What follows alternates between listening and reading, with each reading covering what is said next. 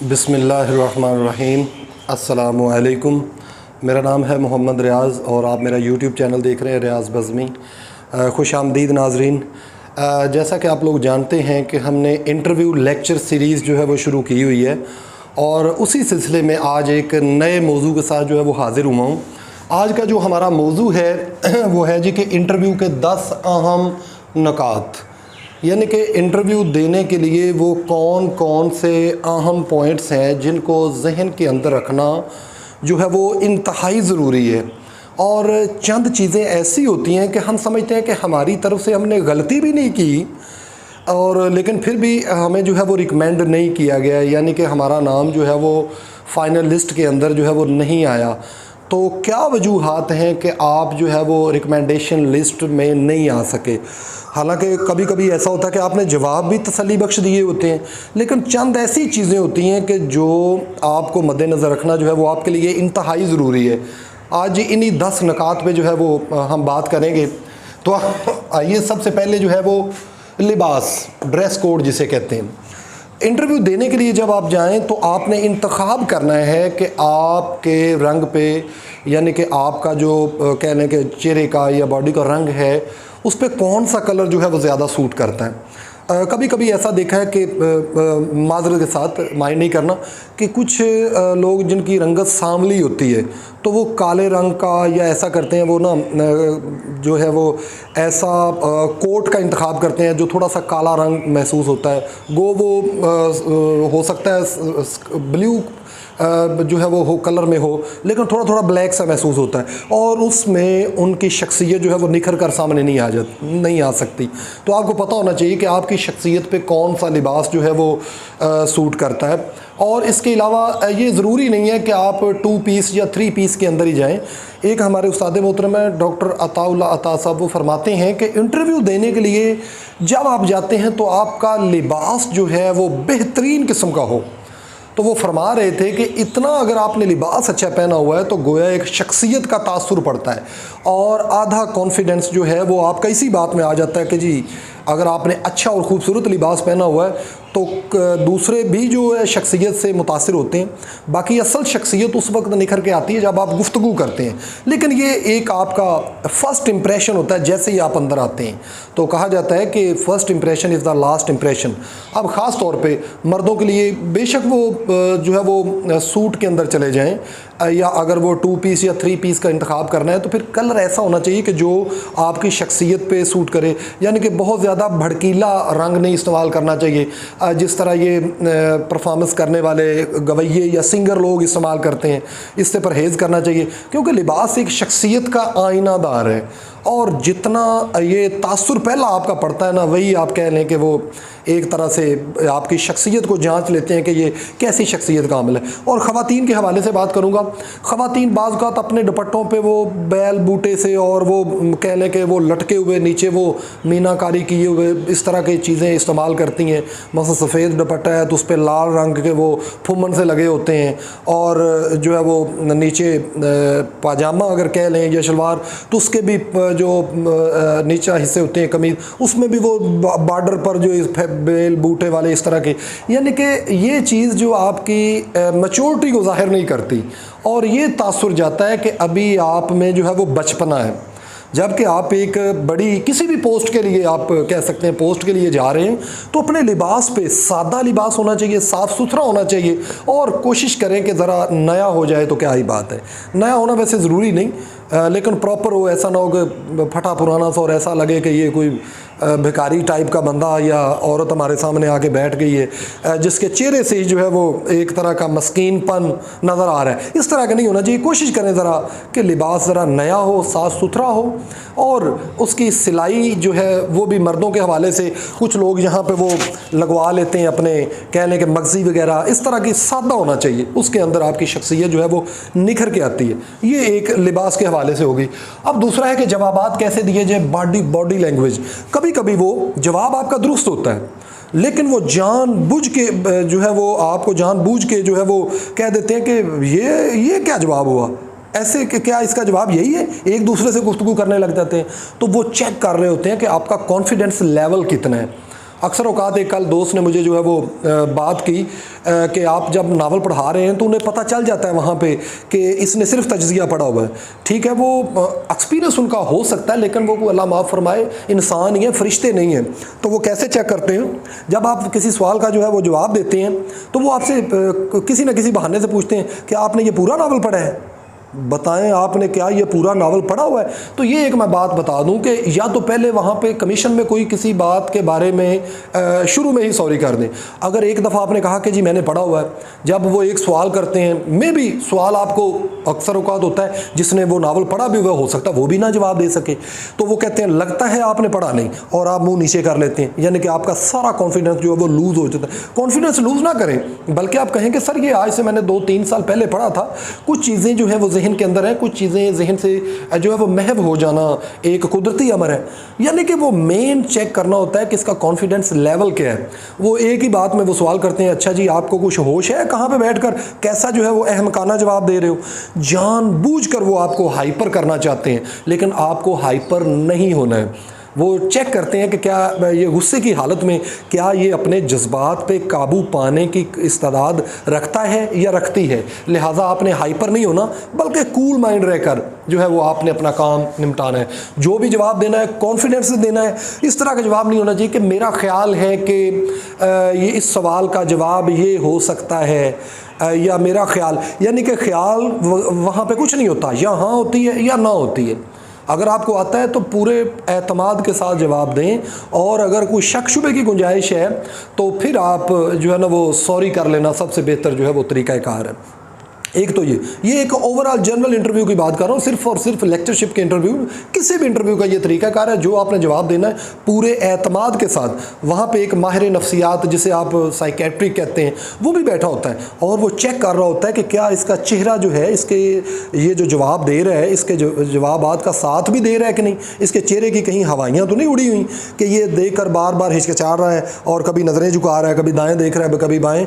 बल्कि उनके टेबल पर बैठने का तरीकाकार जो है वो आपका ये होना चाहिए कि जब आप बैठें उस पे हाथ नहीं रख के इस तरह बैठ जाना झुक के, बल्कि उस पे कुर्सी पे जो है वो स्ट्रेट हालत के अंदर जिस तरह बैठा जाता है बैठें, ना इस तरह पीछे टेक लगाएं और ना इतना लटकें कि आगे मेज़ के ऊपर हाथ रख लें। अगर आपके हाथ में थीसिस है, आपके कोई शायरी का काम है, तो उसे अपनी गोद में रखें, कभी उस टेबल के ऊपर नहीं रखना, ठीक है।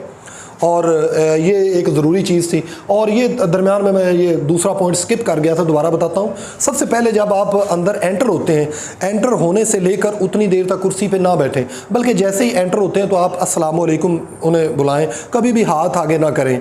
कुछ लोग गलती में जो है वो कभी होता है कि वो पैनल का चेयरमैन को पेपर वगैरह देख रहा होता है तो कई लोग हाथ आगे कर देते हैं, ये एक बहुत बड़ी गलती है। ऑफिसर से कभी भी जो है वो हैंड शेक नहीं करना चाहिए, सिर्फ सलाम बुलाएं और चेयर के पास चले जाएं। वो खुद ही इशारा अगर कर दे बैठने का तो फिर बैठ जाएं, और अगर वो इशारा जितनी देर तक ना करें उतनी देर तक अपने तौर पे जो है वो कुर्सी पे ना बैठें। और कभी कभी होता है कि चेयर बहुत आगे होती है, उससे ज़रा उठा के पीछे करें, घसीट के नहीं, ताकि वहाँ पे कोई नॉइस या आवाज़ ना हो। दरवाज़ा अक्सर बंद होता है, तो आप जब अंदर एंटर हो तो दरवाज़ा बंद कर दें। ये असूल होते हैं कि कोई जो अंदर बंदा बैठा हो अगर उसने दरवाज़ा बंद किया, उसका भी मकसद है अगर जितना दरवाज़ा खुला हुआ है आप भी उतना खुला छोड़ दें, क्योंकि हो सकता है उसने दरवाज़ा खुला छोड़ने का कोई उसका मकसद हो, हवा का गुजर या कोई भी उसका मामला हो सकता है, तो उतना ही छोड़े। सबसे पहले वो आप बैठ जाते हैं सलाम बुला के, तो वो कहते हैं जी अच्छा जी। अगर तो वो कहें कि अपना तारुफ़ करवाएं, अगर आप उर्दू लेक्चरर के लिए जा रहे हैं तो फिर उर्दू में आप तारुफ़ करवा सकते हैं। लेकिन अगर कोई और पोस्ट है, सब इंस्पेक्टर की है या किसी और की है, तो अगर वो कहते हैं कि जी इंट्रोड्यूस यूर सेल्फ, तो फिर अपना तारुफ़ जो है वो अंग्रेज़ी ज़ुबान में करवाएं। अगर उर्दू वालों को भी वो कह दें उर्दू लेक्चर के लिए कि इंट्रोड्यूस यूर सेल्फ, इसका मतलब होता है कि अंग्रेज़ी में फिर अपना तारुफ़ करवाओ। तो आप शुरू हो जाएँ कि जैसे कि मेरा नाम, my name is Mohammad Riaz, my father name is Mohammad Hanif and I belong to district Kasur, tehsil Chunian. I did my matriculation from 2003 and FSC 2000 matric 2001, FSC 2003, graduation and जैसे जैसे भी जितनी जितनी आपकी डिग्रीज़ हैं वो आप बताएं, और उसके बाद अपनी जो है वो आखिरी डिग्री सबसे आखिर में बताते हैं। बेशक वो MPhil है, वो MA है, और उसकी वो बता दें कि फ़र्स्ट डिवीज़न है या सेकंड डिवीज़न है। उसके बाद तारुफ़ का सबसे अहम जो मसला पेश आता है, आपने उसमें बताना होता है कि मेरा जो है वो टेस्ट क्या है। क्योंकि जब मुतारुफ़ करवाने का मकसद ये है, आप यहाँ पे इशारा दे दें कि जी अगर आप उर्दू वाले हैं तो आप बता सकते हैं कि जी मेरा जो एरिया ऑफ इंटरेस्ट है या जो मेरी पसंदीदा सिनफ है वो जो है वो नावल है, वो जी शायरी है, वो अफसाना है, या जिस आप सिनफ वो तनकीद में जाना चाहते हो तो बता दें जी मेरी जो दिलचस्प जो है वो सिनफ वो तनकीद है और इस बारे में मैंने फ़लाँ को पढ़ा हुआ है, ये आप बता दें। अगर आप नावल बताते हैं तो आप बता सकते हैं कि मेरा जो दिलचस्प पसंदीदा सिनफ है वो नावल है, नावल निगार में बतौर ख़ास जो है वो मुझे मुस्तनसर हुसैन तारड़ के नावल पसंद है, या आप बता सकते हैं मुझे अब्दुल्ला हुसैन के नावल पसंद हैं, उनका फ़लाँ नावल भी मैंने पढ़ा हुआ है। इसके अलावा जो है वो उर्दू अदब के जो कह लें कि मुख्तलिफ़ अहद के अंदर 20वीं सदी के अंदर शाये हुए, उनमें फ़लाँ यानी कि अब्दुल्ला हुसैन का नावल जो है वो खुदा की बस्ती, अब्दुल्ला हुसैन का उदास नस्लें पढ़ा हुआ है,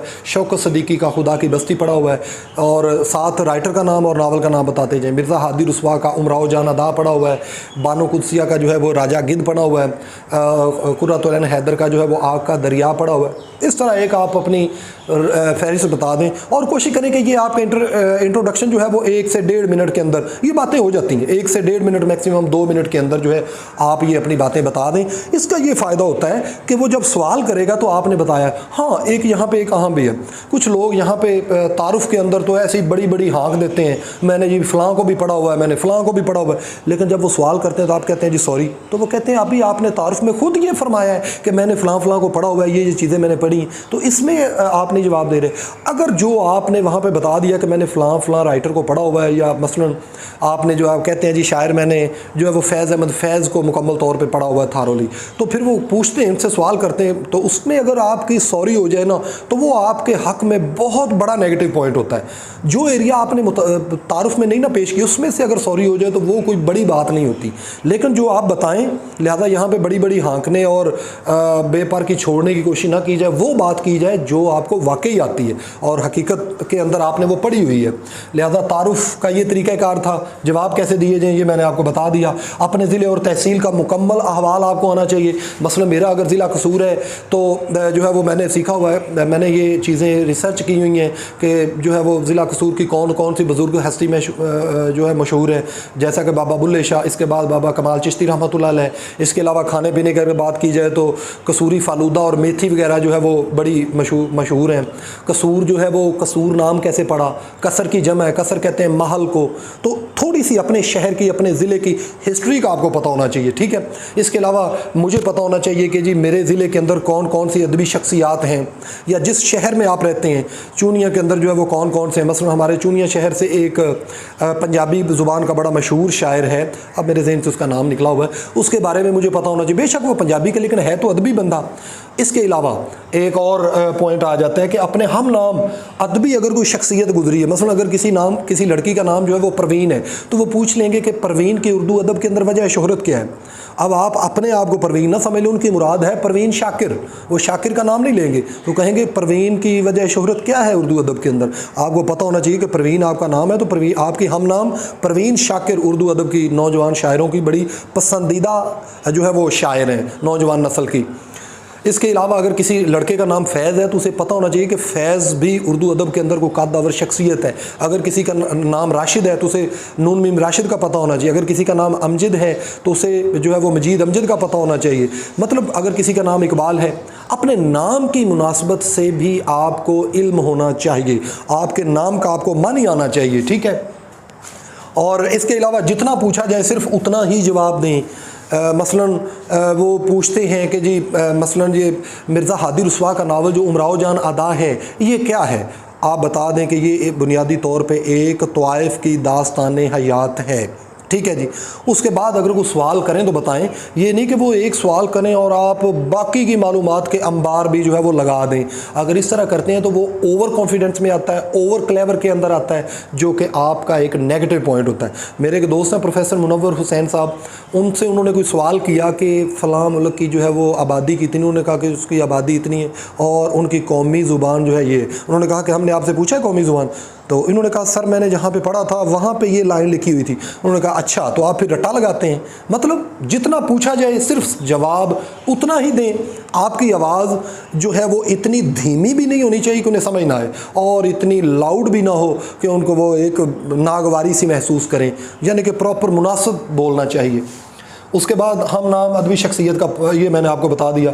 दौरान इंटरव्यू किसी तजाद की सूरत में कमेटी के अरकान से हरगिज़ ना उलझें। कभी कभी ऐसा हो जाता है, आप कहते हैं कि जी फ़लाँ के अंदर या नावल में या फ़लाँ शायर के बारे में जो है वो मेरी ये राय है। अक्सर औकात होता है कि उसके बारे में, क्योंकि एक शख्सियत के बारे में मुख्तलिफ राय कायम हो सकती हैं। आपकी राय और है, मेरी राय और है, और एक फ़न पारा है मसलन, उसके बारे में जो मैं राय दूंगा पढ़ के वो मेरी अपनी ज़ाती राय होगी और किसी का उससे मुतफिक होना ज़रूरी नहीं है। अगर कोई तजाद का पहलू हो जाए तो कभी भी हरगिज़ बहस ना करें। कुछ लोग वहाँ पे अड़ जाते हैं कि जी हमें तो असातिज़ा ने बताया हुआ था कि अपने मौक़िफ़ पे डट जाना है। भाई वो मैदान जंग नहीं, मौक़िफ़ पे डटना ज़रा और होता है। वहाँ पे आप जॉब लेने गए, उनसे लड़ने के लिए नहीं गए। और कभी भी उन्हें ये बावर ना करें। कभी कभी ऐसा भी होता है इंटरव्यू करने वाले गलती से, क्योंकि इंसान है, बोलते हुए जिस तरह कभी कभी मुझसे गलती हो जाती है, सवाल पूछने में उनसे गलती हो सकती है। ये भी एक दोस्त के साथ वाक़या ये मुनव्वर साहब के साथ पेश आया कि सवाल करने वाले ने जो है वो कोई सवाल ऐसा किया कि वो गलत सवाल कर बैठा। कोई मैथ की कोई उनकी थी इक्वेशन कहते हैं कि क्या कहते हैं, वो कहते हैं कि उन्होंने मुझसे गलत पूछ ली और मेरी सबसे बड़ी गलती कि मैंने उन्हें जो है वो कह दिया कि सॉरी सर मादरत के साथ ये ऐसे नहीं ऐसे है, आपने ज़रा गलत पूछा। और वो कहता है जवाब मैंने दुरुस्त दिया था, लेकिन बैठे बैठे मुझे सोच आई हो मैंने तो इसे डिग्रेड कर दिया इनके सामने। तो इसने बाहर निकल कर कहा कि इस दफ़ा इन्होंने मुझे नहीं रखना है, और वाकई उस दफ़ा उसका नाम नहीं आया। अगली दफ़ा वो सेकंड नंबर पर टॉप किया हुआ था पंजाब पे। तो कभी भी उनको ये डिग्रेड करने की कोशिश ना करें कि आपने सर सवाल ऐसे नहीं बल्कि ऐसे है, मुझे पता है। अगर आपको पता भी है तो दबे लफ्ज़ों के अंदर उसका जो सवाल टेढ़ा मेढ़ा जैसे भी किया है, आप कोशिश करें कि जो उसका जहन से वो आपको जवाब लेने की कोशिश कर रहा है वैसा आप उसे जवाब दे दें, लेकिन उसे डिग्रेड ना करें कि आपको तो आता ही कुछ नहीं, ऐसा महसूस कुछ ना कराएं कि आपने गलत सवाल किया है, ये सवाल यूँ होना चाहिए था और जवाब यूँ है। कभी कभी ऐसा होता है, जो बंदा खुद तैयारी लेटेस्ट तैयारी करके गया है उसका मुताला ज़्यादा हो सकता है, और इंटरव्यू करने वाला जो है हमारे वो उस्ताद मोहतरम डॉक्टर फैसल कमाल हैदरी साहब फरमाते हैं कि ये कभी ना समझे कि इंटरव्यू करने वाला जो है वो बहुत बड़ा जो खलाई मखलूक है, बल्कि अगर कुर्सी चेंज कर दी जाए, उसको आपकी जगह पे बिठा दिया जाए, आपको उसकी जगह पे बिठा दिया जाए, तो मुमकिन है जो आपके जहन में सवाल आते हैं वो उनके जवाब ना दे सके। तो उसके बाद जो है वो तजाद की पहलू, तजाद जब निकल आए तो कभी ना उलझें, बल्कि कहें कि सर मेरी मालूमात के मुताबिक तो यूँ है, बाकी आप जैसा आप फरमा रहे हैं इस तरह आप अपनी जान छुड़ा सकते हैं। तेज़ खुशबू इतर और सेंट से परहेज़ करें। कुछ लोग बड़ा महंगा 8,000 का जी ये मैंने फ्रांस से मंगवाया है, और मैंने देखे हैं कि इस तरह के इतर और सेंट लगा के, हमारा एक दोस्त था वो 5-6 हज़ार रुपये का लेके आता था, लेकिन वो जब लगा के आता था तो ऐसी कोफत होती थी, जी चाहता था इससे थोड़ा सा दूर रहा जाए या ये जल्दी जो है यहाँ से निकल जाए। हालांकि उसने तो बड़ा महंगा लाया हुआ है और बड़ा तेज़ किस्म का, ताकि मेरा जो है वो एक रोब बने। कभी भी ऐसा तेज़ इतर सेंट और ऐसी खुशबू ना लगाएं, क्योंकि ऐन मुमकिन है किसी दूसरी की वो सर दर्द का भी बायस बन सकता है। अगर यूज़ भी करना तो हल्का, इंतहाई हल्का, के साथ वाले को इतना पता भी ना चले। अगर इंटरव्यू जो है वो करने वाला हाइपर हो जाए तो आपने हरगिज़ मुश्तिल नहीं होना है। कभी कभी वो जानबूझ के डांट देते हैं कि आपको होश है इस वक्त आप किस जगह पे बैठे हुए हैं, किस तरह गैर ज़िम्मेदारी का मुजाहरा कर रहे हैं। तो आपने हाइपर नहीं बल्कि कूल माइंड रहना है और ठंडे दिमाग से जवाब देना है। वो जानबूझ के आपको थोड़ा सा टीज़ करते हैं कि थोड़ा सा इससे ज़रा जो है वो ठोकर लगाने से क्या ये जल्दी हाइपर तो नहीं हो जाता और मरने मारने पर तो नहीं उतर सकता, इसका क्या टेम्परामेंट है।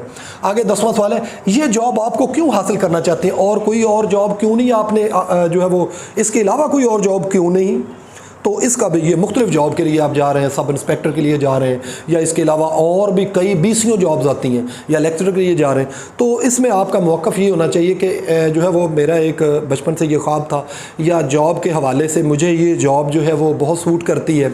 और इसके अलावा आप ये भी कह सकते हैं कि मैं ये जॉब इसलिए हासिल करना चाहता हूँ क्योंकि जमहूरी दौर के अंदर हर इंसान का ये हक़ है कि वो अपनी पसंद की चीज़ को मेहनत के बलबूते पे जो है वो अगर हासिल करना चाहे तो कोई इसमें मुज़ायका नहीं है।